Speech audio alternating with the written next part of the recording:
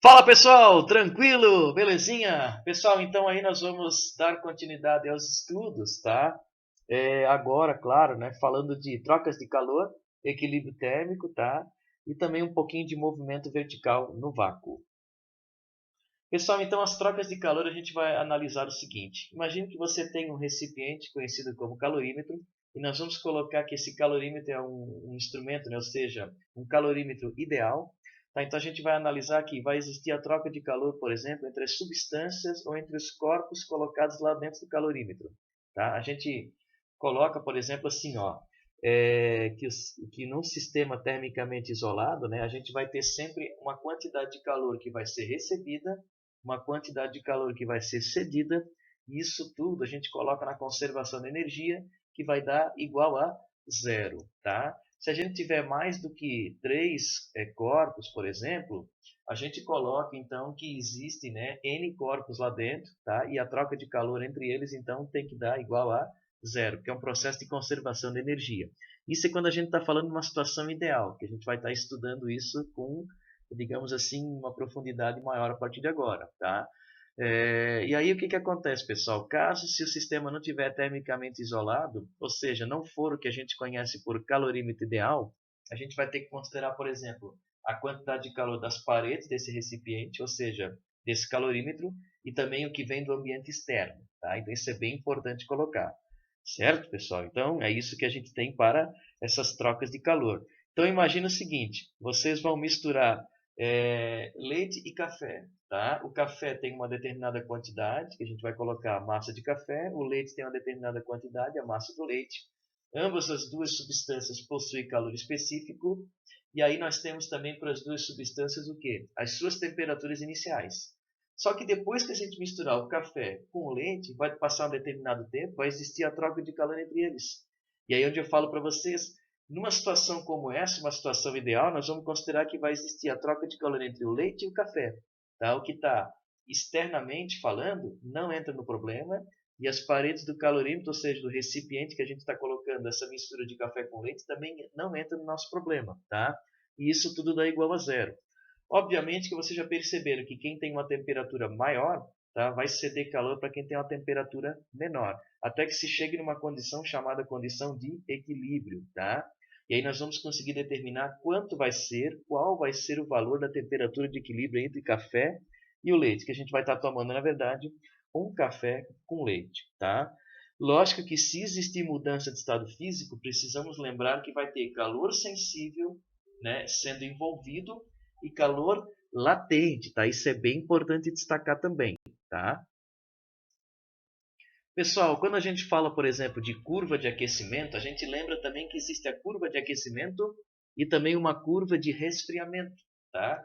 Então, nesse caso aqui, para a curva de aquecimento, galerinha, o que está acontecendo? Ó? Nós temos aqui calor sendo fornecido por uma determinada substância que nós vamos colocar aí, que é a água, que já é muito conhecida de todos, né? Que vai acontecer? Olha só. Então, aqui está ocorrendo uma variação na temperatura. Tá? Então, o que está acontecendo aqui? Ó? Ocorreu variação na temperatura. Tá? Então, a temperatura está variando. Mas o estado físico, então, ainda não mudou. Tá? Agora, o que está acontecendo? Ó? Vai ter uma mudança aqui no estado físico. Então, daí a temperatura se estabelece como constante. Continua se fornecendo calor ou retirando calor, né?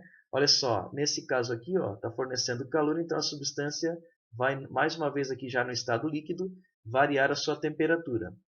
Então, quando chegou já no estado líquido, continua se fornecendo calor, a temperatura se mantém constante, mas essa substância vai o quê? Vai começando a entrar no processo de vaporização, tá? Então, de líquido vai passar para o estado gasoso. E aí, durante o processo de aquecimento aqui na vaporização, a temperatura se mantém constante. Aí, claro, continua se fornecendo calor, vai ter de novo a variação, tá?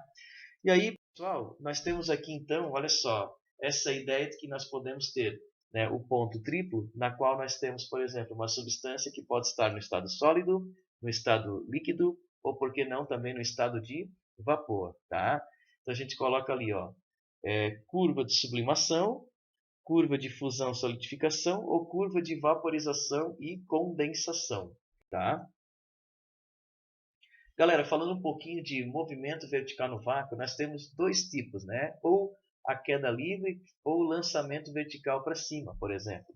As equações são muito parecidas, tá? Os movimentos verticais do vácuo, eles levam em conta a aceleração da gravidade.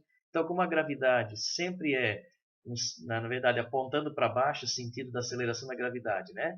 É na direção vertical, então a gente coloca assim, ó. É um sistema que a gente adota para poder, digamos assim, ter uma referência, né?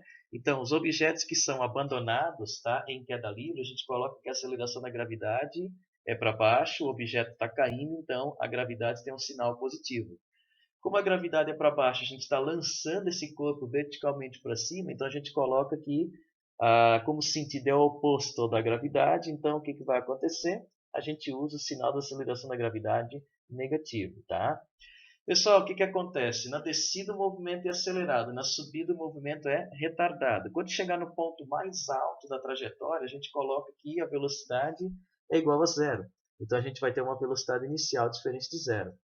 Dentro da queda livre, o corpo é abandonado a partir do repouso. Portanto, o que vai acontecer? A velocidade inicial é zero. Então aqui nós temos uns termos muito semelhantes, tá?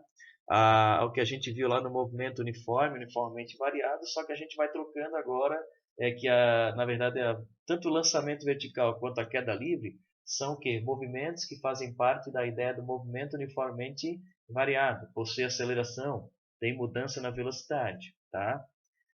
Quando a gente analisa, por exemplo, a altura máxima que um corpo consegue alcançar, o que acontece? Quando chegar no ponto máximo, que é a altura máxima, tá? A velocidade final é igual a zero.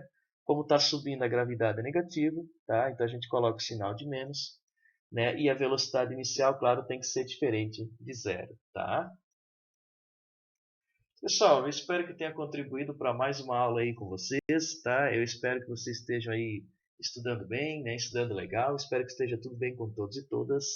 Pessoal, bons estudos e até mais.